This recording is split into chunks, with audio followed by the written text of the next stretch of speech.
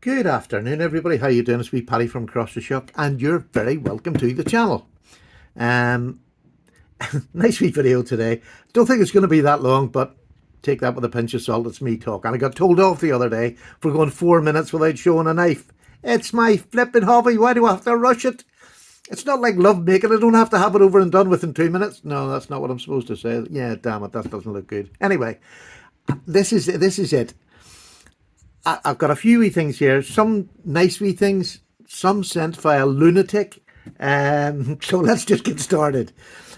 This this fella here, Randy's WSG. Don't be fooled by him.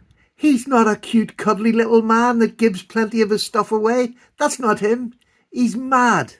Lunacy. No, just nuts. He said, Paddy, I've got a wee knife for you.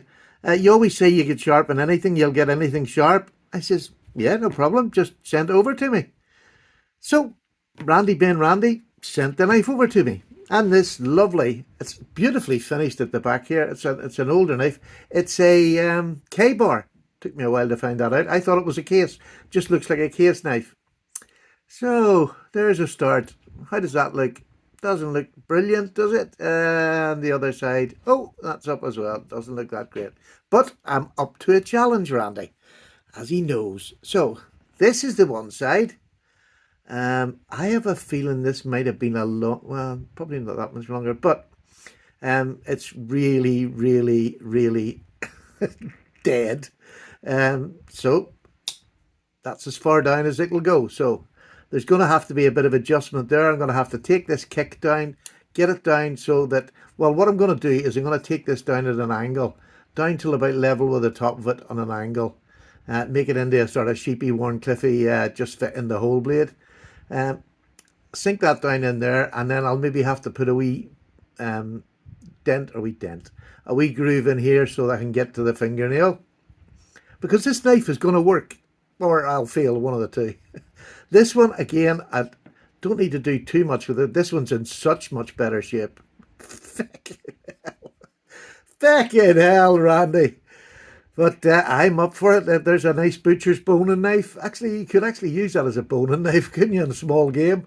Anyhow, I'm going to have to take the kick down here, or not the kick, take the tip down a wee bit here, make it into a sheepy Warnscliffe looking thing, and put an edge on it. It's got kind of thick behind the edge now, although it didn't start with a thin, a thick blade. So I can get an edge in that too, and we'll get that to sit in. I'll have to put another wee dent up here so that it'll be easy open.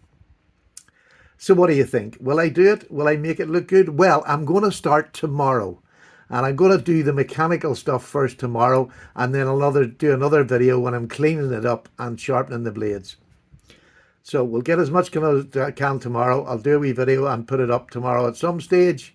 And then in another couple of days, or whenever it fits into the schedule, we'll do the cleanup and the sharpen. And I'll do the sharpen live. That's going to be a nightmare. Could take for ages. But it's one of those things, I'll put it up. You can watch it in 4 parts if you like. But I'm going to do it just for Randy. So there we go. That's Randy done. The next one is, I got lovely Rosecraft. I've had plenty of Rosecraft knives. I think they're amazing. They're the best buys out there, in my humble opinion. I'm just putting my hand in and picking 3. There we go. These are all slip joints, which is my preferred, but I do like a locking knife, don't get me wrong. And I like Maganzos, I like budget knives. Oh, I've forgotten the blooming price this knife was. Anyway, doesn't really matter, I can do it, I'm just showing it. So Rosecraft, I love. I just think they're fantastic. Super, super quality knives at a price that just can't be beaten.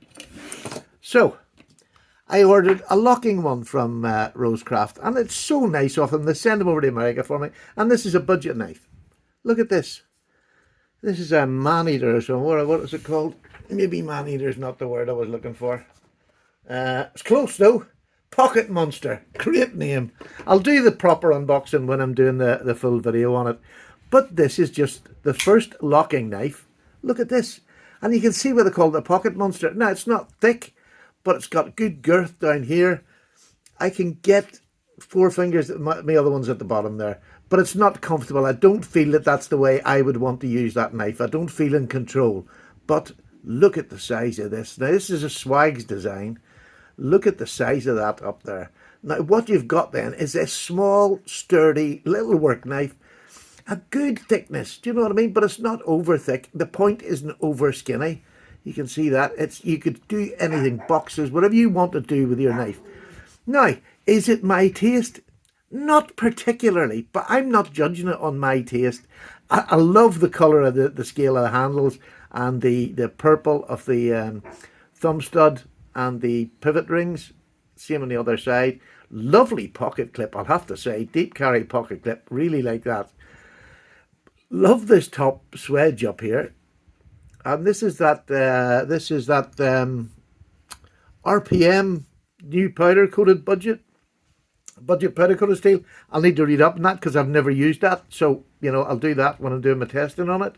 Jimping is actually really good. I looked at it and I thought, I'm going to put my hand on that and it's just going to, a lot of these knives come out and they really, if they can cut away with doing something nicely, they'll do it. But this one, when you put your hand in it, and because of this forward choil here, that's exactly where your thumb lands. I get in the whole pad of my thumb here and I feel incredibly secure. I'm away from the cutting edge, so I've got this. It just feels good in your hand for some reason. So there you go. I thought I was going to say when it first opened, I thought, oh, I'm not going to like this. I don't want to do this to Rosecraft because I love all their other knives. But hell, it's a budget knife. Cheaper than these ones. It's a budget knife. It's in a really good powdered steel, albeit I think it's 9 CR18 or something like that, which is about 440C equivalent, but this is a powdered version of it. So that's a hell of a good steel for a budget knife, a powdered steel. I mean, that's unheard of, really, isn't it? I don't know. I don't do a whole lot of the Civivis and all. I'm sure they do them, but I just think this is a super knife. But if you've got a smaller hand, and I would say from small to medium, you'll fit in this. I've large and, I can get 3 fingers. So, and I could squeeze that onto the very end of it if I wanted to, but it just doesn't feel comfortable. This feels comfortable to me. This feels incredibly comfortable. That clip is fantastic. That's better than the bug out clip. Definitely. Just look at it. Screws. You can't believe this is a budget company. How do you do it, Rosecraft, for God's sake? Look at that. It's not sunken down in, but it's got, the screws are flat across the top. There's plenty of room getting it into your pocket. You're not going to have any trouble with that. I just think it's a real good offering. So I'll put it to the test. We'll see what the blade steel is like, and I'll come back to you with that. So thank Andy very much over there and Swags in the team. There's another wee thing. I don't know whether I've showed you this, and I just want to make sure you did see it. I bought this for £12. This is one of the old metal rules, and it's lovely. It's like wee detent balls on each side, so that when you open it up, it locks in, and then it just literally opens up, and all the wee, it keeps it straight. It doesn't easily bend out. It goes up to 24 inches, 2 foot. But isn't that lovely? And it's in mint condition. I think I did show you that now that I'm looking at that. But anyhow, I was really pleased with that. And the nice thing about a ruler is when you're doing measurements, especially over here where you have to be UK legal, the inch starts from here, so I can put it right up and I get an exact measurement. I just love that. I think I did show that. But anyhow, maybe you didn't see it. There's that one. This is another one I got. This I got off Amazon the other night when I was tired and lonely sitting in the front room. And there was a wee sticker on there. Don't know what that is, bit of glue. Surplus waterproof. And I thought, this my wife would just love. So what you've got a lock here that comes over the top to keep it waterproof and down. You press this, it pops open, and it's a lighter. Isn't that just fantastic? But it's, it's 12, I can't remember what this cost. Maybe £12, yeah. I think maybe £12 it cost for this as well. In fact, I'm sure it was £12 for this. But this is great, and this has a really specific, I think it'll be great for lighting fires in the bottom of a wee firebox, or getting it underneath, because this is what happens. Look at that. So you can get into a firebox and light your tinder or whatever you've got there, and you're not having to delve your hand in close to it, and it's not a flame, so it doesn't blow out. So if it's a bit windy, absolutely super. But it's meant for when you've got a candle and you want to get down to the candle, you can just pop that over the side. There's no flame, it's not burning you, and you can light your candle. And we've used it and it works. It's fantastic. My wife loves it. I just can see all the bushcraft ways for it, because you just plug it in and charge it. I'm not sure. It must be inside. I haven't taken it apart yet, so I'll have to take it apart and find out where the charger is for it. But it's literally just chargeable. I just think it is a super little thing. Now, and the reason why it's good, because my wife doesn't like leaving these about with the grandkids that come in and out of the house. It's not that she doesn't trust herself while using these. It's because she has a habit of leaving things behind, and so do I. So we didn't want to do that. And matches, another thing, we don't like leaving them about. So this is perfect. You usually get to them before they've decided how to get into this, because we're not going to show them. And we will not leave it behind, but it's a bit safer. There you go. Knives. I've had these knives for a few days now, some of them a week or over. This is my last I'm buying for January. Definitely. Well, I've got so many knives to review, it's ridiculous. So, here we go. Buck lovers, I'm now a buck man. I have 3 bucks. I had one. I bought 2 more last week. And I'm going to show you them. Buck 112 Pro with S30V. Boss heat treated. Lifts it up again. Beautiful. Just lovely with G10 scales and nickel silver bolsters and liners there, and it's put together pretty well. When it came, there was a bit of a gap up here. I bought this off a fella. No, I didn't. I traded for him for this. There was a bit of a gap up here, so not very good in gaps. There was a bit of a wiggle in the blade. Not very good in wiggles in blade, so I battered the bolster. But now this is looking good. I done the pin. Didn't particularly hammer it well, so I put a couple of little dents around the side. I didn't take my time, I just thumped it. So I ended up getting my Dremel out, which was brand new. This is the first thing it touched, and I dug in way too deep because I jumped and had the old man chitters. So I got the sandpaper out and got it, filed it down a wee bit, and then put the shiny stuff on it so I could do the video.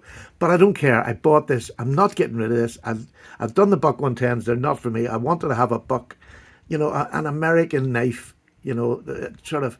They're not, they're a tradition in America, but they're not sort of old traditional knives, in my opinion.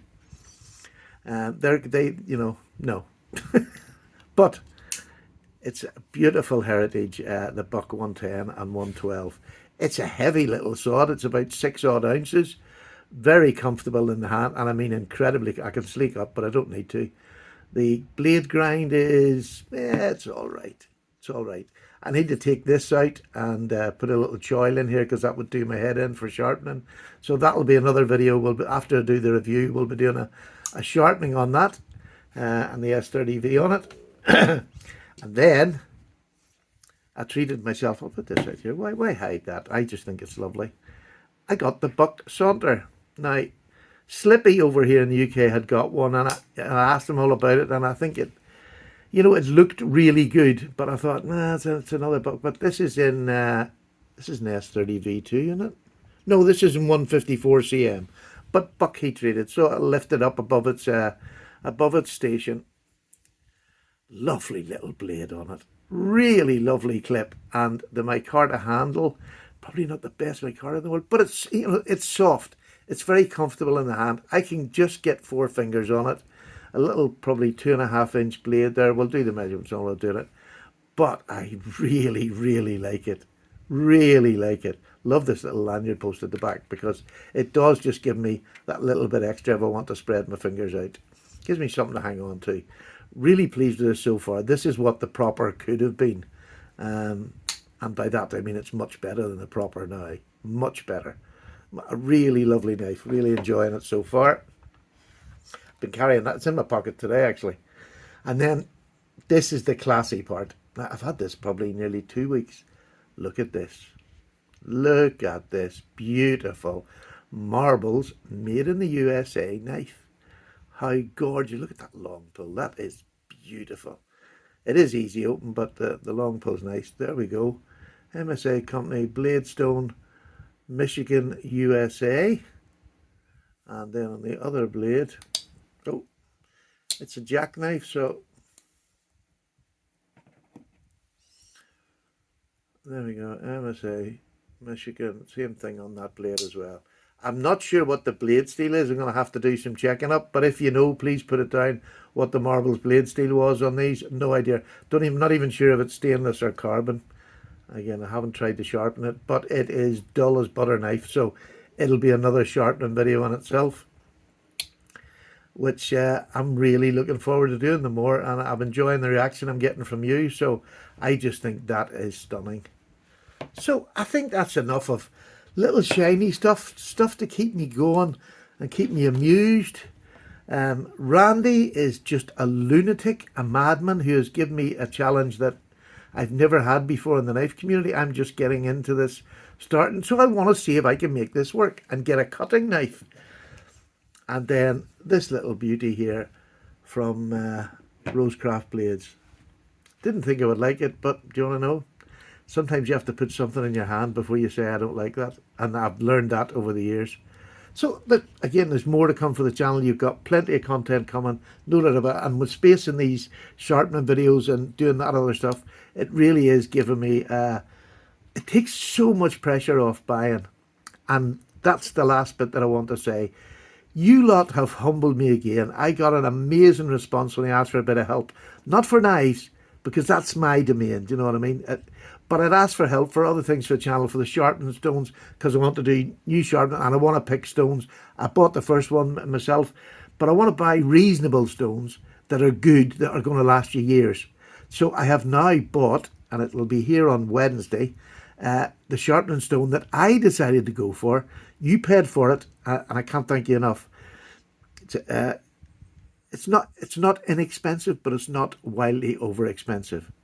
And if you're buying knives that have S30V and up, they're going to be in that price range anyway for the knife. And if you're going to buy the knife with a blade steel that you're going to find hard to do, you want the best tool you have in your pocket. So, and for touching up, I've got another thing for that. I have got a new strop, and I bought some, I think it's Dye Sharp that came from, some diamond paste. I've had one bottle for years and I never really use it that much, but I want to do it and use it and see if I'll put the green compound and this diamond compound together and see what works against something like S30V. I was told that, you know, the green's not really going to go up into the powdered steel. You need to get a diamond paste to get that fine edge. Well, I'm going to prove it to me, not to anybody else, not to say anybody else is wrong. I just need to prove it to me. So that's the sort of videos I know you're going to enjoy. I've got a couple of other little things, and with what was left, and if that wasn't enough, because when you see the stone, you know, I've got no. If that wasn't enough, I decided I wanted a camera to do my videos on, and I thought, with your help, the camera I bought, no, it's not a dear one. It was about £80. I still had 40 odd pound left, so I put the rest to it, and I bought a little camera that I can do videos on because I want to get close-ups more. This phone, I have a Pixel phone. I don't particularly like the camera on them. It's very hard to get close-ups, so I thought I would do that. And it's a Wi-Fi one, so hopefully I can take the videos and put it up on my YouTube, and then, not that I do any doctor in the videos, but just put it up on there and then upload it. So I'm really looking forward to that. That's coming on Wednesday as well. So I'll show you all this stuff, but you humbled me. You put your hands in your pocket. Just amazing. You're an amazing bunch of people, and I'm going to pay you back for it because I've spent every penny of it, and I need to do that quickly because I'm a knife nerd, and I'll sometimes, well, I don't really do it when I've asked for money off you, but I don't want it to go on knives. I wanted it to go on things that's going to enhance your part of the knife, like me doing knife sharpening, like me taking closer up videos, just clearer. So when I'm doing sharpening, I can show things clearer. You can see that I'm not the best sharpener in the world, and that's not what I'm trying to be. I just want to pass on how I get a quick edge. And if you haven't got hours and hours and hours to sit, I'm the chap for you, because as quick as I can get it sharp, that's it. I'm happy and away. So I'm sure there's some people out there would like to be there, and it's freehand sharpening. So again, when you buy your stones, that's it for a couple of years. If you buy the right stones, I believe that I did. So I'll see you tomorrow for the Randy Let's Destroy Paddy's Mental Health. But it's a good challenge, isn't it? It's a lovely old K-bar. You can't really make it out there, but when you get down to here, you can see K-bar. So I'll clean that all up. That'll be all part of the video. I'm not sure it'll be tomorrow's one because I think I'll just be getting these blades set back in and doing the wee easy open notches in there. I'm away. What have I? Oh God, it's nearly 20 minutes again. I can't stop myself. Right. Bye. Love you all. Well, yeah, I'm a sailor. Think of it loosely. Bye.